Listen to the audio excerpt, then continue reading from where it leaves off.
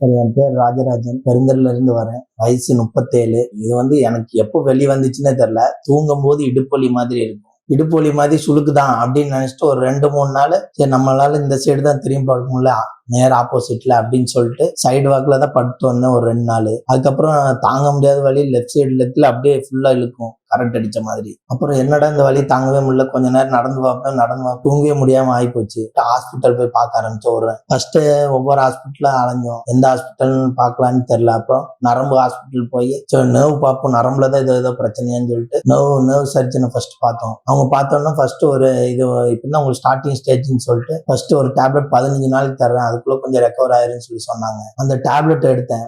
அந்த டேப்லெட் எடுத்தும் காலையில் நல்லா இருக்கும், நைட்டு திருப்பி அதே மாதிரி பயங்கர பெயின். நைட்டு தூங்கி ஒரு 2, 3 நாள் ஆச்சு. என்னடா அது தூக்கமே முடியல, காலையில் மட்டும் தான் நல்லா இருக்கும், நைட் ஆனா திருப்பி இதே மாதிரி வந்துருது. தொடர்ந்து 4 நாள் தூங்கலன்னு சொல்லிட்டு அதுக்கப்புறம் சரி அப்புறம் திருப்பி அந்த டாக்டரே பார்க்கலான்ட்டு போய் பார்த்தோம். சரி வேணா ஒரு எம்ஆர்ஐ ஸ்கேன் எடுத்து பார்ப்போம்ட்டு எடுத்தோம். அந்த எம்ஆர்ஐ ஸ்கேன் அதுலதான் நல்லா டிஸ்க் பல்ஜ்